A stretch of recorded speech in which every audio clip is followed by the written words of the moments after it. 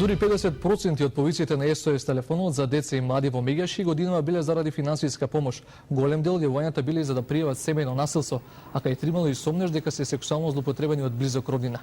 За оваа тема во вестите повеќе детали има колешката Маја Јовановска. Маја, кажи ми колку вкупно повици имало на СОС линијата?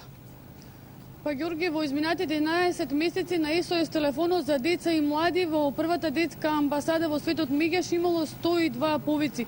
Од нив, како што каже и ти, половина биле поврзани за проблеми со сиромаштијата, но и за семејното насилство и за сексуалната експлоатација на децата. Во овие вести на оваа тема разговараме со директорот на Мегеш, господин Драги Изменец. Добро вечер. Ако минатата година беше семејното насилство, годинава изби сиромаштијата на прво место. Да, јас на пресконференцијата нагласив дека би биле среќни 21 година од постоење на СОС телефонот. Всушност, децата во трето оделение го учат 0801-2222 и знаат за што служи.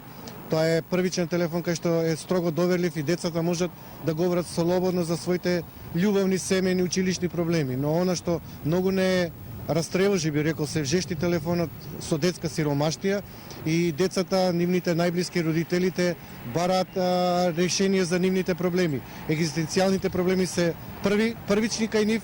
Децата не можат да ги пуштат на училиште со стара облека, обувки, без школски прибор.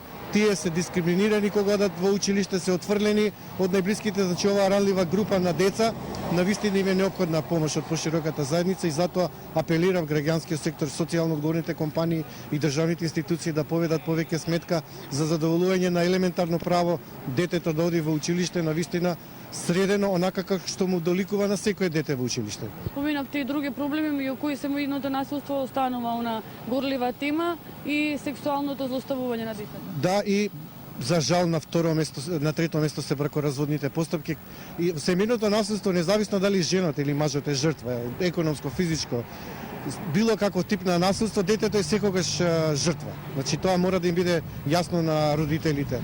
А она што исто така е болно и трауматично кога родителите се разведуваат. Имено статистиката не е милосрдна и говори дека секој четврти брак се растура и дека во тој процес на бракоразводна постапка детето повторно е и травматизирано со тоа што треба да се одлучи Центарот за социјална работа да даде препорака до судот кому ќе му го довери правото на старателство, кој ќе го има правото на видување и најчесто кога родителите се закарани, тогаш многу малку посветуваат за најдобриот интерес на детето и тие се пресметуваат и многу често детето пати страда и не секогаш се постапува по најдобар интерес на детето.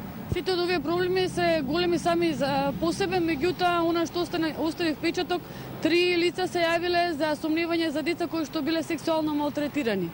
Да, има основен сомнеш на сексуална злоупотреба, за жал постапката трае долго.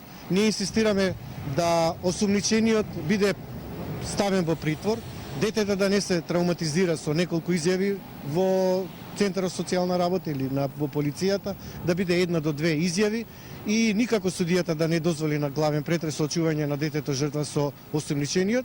И наша препорака е да се отвори прифатилиште, итно прифатилиште за првите 48 часа дете да биде згрижено. Оно што исто така апелирам, дека Комитетот за правата на детето го препозна СОС телефонот како голем и важен индикатор за состојбата со правата на детето, инсистира државата да изнајде механизми, не само финансиски да го одржува, туку и да го хармонизира со европскиот број 116-111 и 116-000 за грабнати киднапирани деца, да биде финански поддржан од државата, Телеком да се јави како носител на оваа програма и да биде 24/7 достапен од сите мобилни и фиксни оператори во Република Македонија. Господин Zmijanac, каква е соработката со институциите? Еве кога ќе се јави еден проблем, дали реагираат навремено и дали детето е нели во центарот на нивната?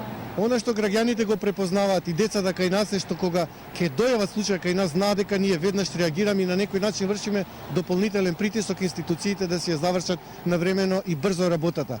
Така да ние бараме од нив информација и тие ни дават информација, соработуваме со нив, но секогаш се ставаме во најдобар интерес на детето. Ви благодарам за разговорот. Ѓорѓе? А ја ти благодарам за ова јавување, а ние продолжуваме понатаму.